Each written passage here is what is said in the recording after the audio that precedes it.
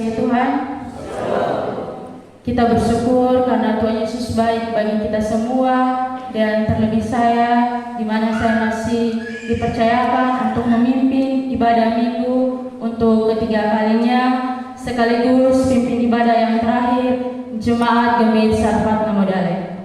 Bapak Mama yang dikasihi Tuhan, hari ini kita akan belajar bersama dari firman Tuhan yang terambil dari 2 Timotius pasal 3 ayatnya ke-10 hingga ayatnya ke-17 dengan tema yang diberikan oleh Sinode Gemit untuk kita renungi bersama, ialah berpegang teguh pada kebenaran. Sekali lagi, berpegang teguh pada kebenaran.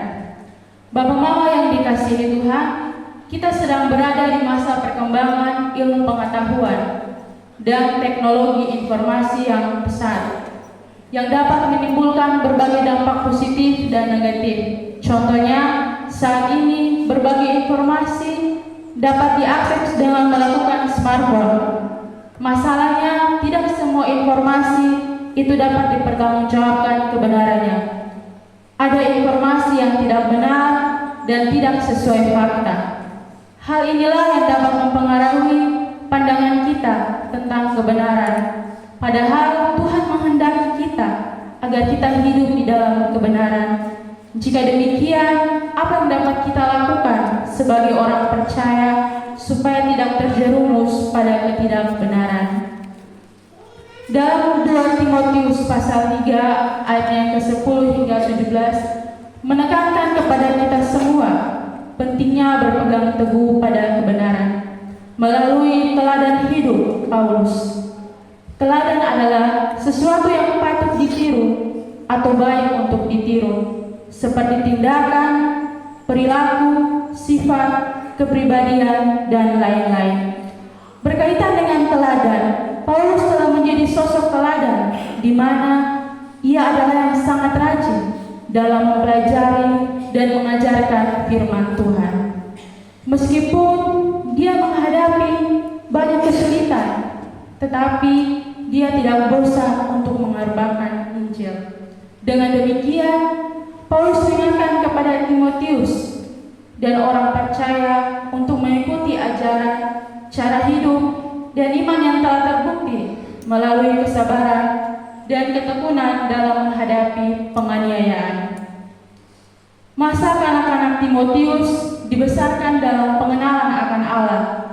Timotius tumbuh besar di kota Listra sebagai anak dari wanita Yahudi bernama Eunike, yang adalah orang yang percaya dan ayah berkebangsaan Yahudi atau bukan Yahudi, yang disebutkan dalam Kisah Para Rasul 16 ayatnya yang pertama. Hal ini menunjukkan bahwa Timotius mungkin adalah ibu tunggal atau yang membesarkan Timotius tanpa pengaruh dari ayahnya. Ia dididik dengan tekun oleh ibunya dan mendapat bantuan didikan dari ibunya Lois atau neneknya Timotius, yang juga adalah orang percaya dalam membesarkan Timotius. Demikian kita tahu bahwa ibu dan nenek Timotius membesarkan dia untuk hidup memiliki pemahaman yang dalam tentang kitab suci yang dimulai sejak dini. Sejak kecil, Timotius sudah mengenal kitab suci yang memberikan hikmat kepadanya. Kehidupan orang Israel memang sudah bersentuhan dengan kitab suci sejak dini. Tidak heran Timotius mengenal kitab suci. Kata mengenal, oida, di sini jelas bukan sekedar mengetahui. Kata kerja perfect oida di sini menyiratkan tindakan yang sudah dilakukan sejak dahulu dan hasilnya masih berkelanjutan. Dasar ini kemudian diperkuat dan dikembangkan oleh Paulus. Timotius dibimbing dengan ketat oleh Paulus. Ia belajar bukan hanya dari pengajaran Paulus, tetapi juga dari teladan, cara hidup, pendirian, iman, kesabaran, kasih, dan ketekunan Paulus. Dengan kata lain, Timotius bukan hanya sekedar mempelajari kebenaran, tetapi dia juga mengalami kebenaran itu sehingga membuahkan hasil dan manfaat. Timotius bertekun dan sabar dalam menghadapi kerasnya kehidupan pelayanan ketika menghadapi penganiayaan. Paulus menulis surat dengan maksud untuk meneguhkan Timotius agar menjadi seorang hamba yang setia. Sebagai seorang pemuda yang ingin Paulus persiapkan untuk meneruskan pelayanan gereja di masa depan, tugas yang diemban Timotius adalah tugas yang mulia, namun penuh dengan risiko. Sebagai seorang penerus pelayan gereja dalam jemaat, Timotius harus bekerja keras dengan kedisiplinan diri yang tinggi. Bahkan ketika Timotius harus menderita, ia harus menjalaninya untuk melayani dan memimpin. Sebagai pelayan gereja yang muda, Timotius kerap berhadapan dengan berbagai tantangan yang sulit. Misalnya, guru palsu atau pengajar yang sesat yang berkembang di tengah jemaat. Di antara pengikut Kristus atau pengajaran yang sesat yang berkembang sehingga mereka berubah menjadi pengkhianat dan penfitnah. Namun pada akhirnya pengkhianat itu akan kalah oleh kebenaran Allah. Karena itu Paulus berpesan, hendaklah Timotius tetap berpegang dengan setia pada kebenaran yang telah diterima dan diyakini oleh Paulus. Perjuangan Lois dan Eunike untuk meletakkan fondasi yang kuat bagi kerohanian Timotius perlu untuk selalu diingat dan diapresiasi. Selain Lois dan Eunike, Timotius juga perlu mengingat Paulus. Ketika Timotius beranjak dewasa, dia mengikuti Paulus dalam pelayanan. Perjalanan misi ini juga merupakan sebuah proses pembelajaran bagi Timotius yang sudah berhasil meneladani gurunya seperti yang dikatakan ayat yang ke-10. Timotius sudah belajar tentang kebenaran dan mempercayai kebenaran itu di dalam keluarganya. Kebenaran itu diperoleh terlebih dahulu dari kitab suci yang diajarkan oleh ibu dan neneknya.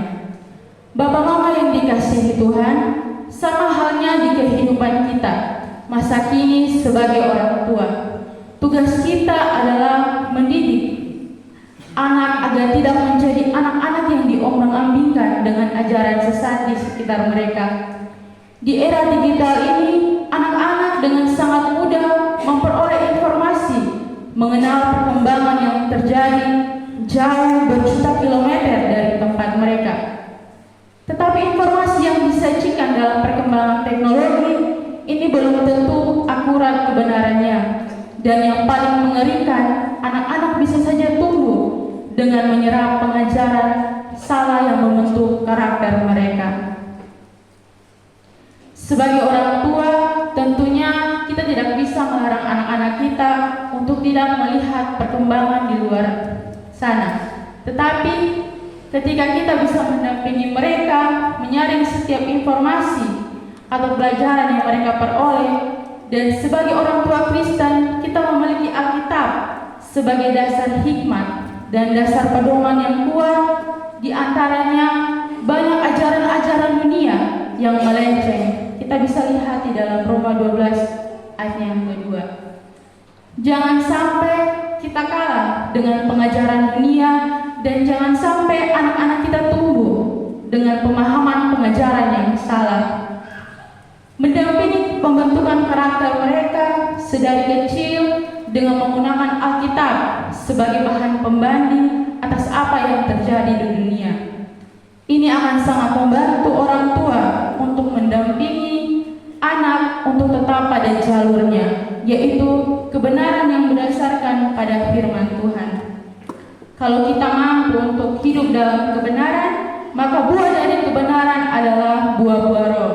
Yesus mengatakan bahwa orang yang tetap berada dalam Dia dan memegang perintahnya adalah seperti pohon yang ditanam di tanah yang baik dan menghasilkan buah yang baik. Buah-buah roh yang dimaksud oleh Yesus adalah karakter dan perilaku yang dihasilkan dari hidup dalam kebenaran, termaksud cinta damai, bijaksana, dan sebagainya. Kita bisa lihat di dalam Yohanes 15. Dengan hidup dalam kebenaran, kita dapat menghasilkan buah-buah roh yang berlimpah, yang akan memberikan manfaat bagi diri kita sendiri dan bagi orang lain. Karena kebenaran adalah dasar dari segala sesuatu yang baik dan benar. Dan hidup dalam kebenaran akan membantu kita untuk menjadi lebih baik dan benar dalam segala aspek kehidupan kita. Bapak Mama yang dikasihi Tuhan, ada 3 hal yang dapat kita belajar dari firman ini. Yang pertama, dasar iman dari kecil yang dimiliki Timotius itu bersumber dari didikan dalam keluarga. Orang tua memiliki peran penting dalam pembentukan iman anak, sebab mereka adalah generasi penerus, baik dalam keluarga, gereja, maupun bangsa. Itu sebabnya pembentukan iman dan anak tidak bisa diabaikan. Anak-anak harus segera diperhatikan karena mereka akan bertumbuh, menopang, dan menjadi manusia di masa depan. Peran orang tua dalam pembentukan anak meliputi orang tua harus menjadi teladan bagi anak-anak mereka, baik dalam tindakan maupun iman. Orang tua harus mengajarkan dan memegang teguh pada kebenaran firman Allah. Orang tua harus mengajar, mengoreksi kesalahan, membimbing anak-anak dalam memperbaiki perilaku mereka, dan mendidik anak-anak dalam kebenaran dan nilai-nilai yang benar. Kemudian yang kedua, Paulus dengan rendah hati dia membimbing Timotius sebagai anak rohani dan rekan sepelayanan. Sebagai bapak rohani, Paulus menjalankan fungsi pengasuhan, yaitu mengenal diri dan kebutuhan anak rohaninya, mengasihi dan memberikan perhatian yang hangat, serta membimbing dengan sabar dan penuh kasih. Ia memahami bahwa Timotius memiliki potensi besar untuk melayani Tuhan, dan ia bertekad untuk membantu Timotius untuk mencapai potensi penuhnya. Paulus memberikan Timotius kepercayaan, mendorongnya untuk mengambil inisiatif, dan juga memberikan kesempatan untuk berkembang dalam penganiayaan.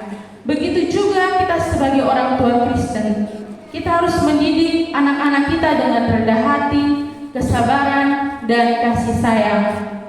Hal ini akan membantu mereka untuk terus berkembang dan menjadi pribadi yang lebih baik.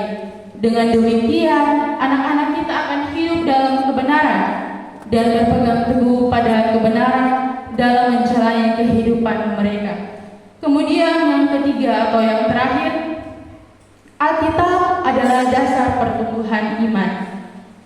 Pertumbuhan iman secara pribadi Timotius merupakan hasil bimbingan dan kasih sayang Paulus. Dari kecil, ia belajar untuk mencintai Tuhan dengan sepenuh hati, pikirannya, dan kekuatannya. Melalui ketekunan dalam membaca Alkitab, Timotius juga semakin memahami firman Tuhan, dan ia belajar untuk menerapkan dalam kehidupannya sehari-hari. Sebagai orang tua Kristen, kita bisa saja mendapatkan didikan dari orang tua atau rekan sepelayanan kita. Tetapi yang paling penting dan utama adalah kerinduan dan kecintaan kita kepada Tuhan melalui pembacaan Alkitab, karena firman Tuhan adalah kebenaran.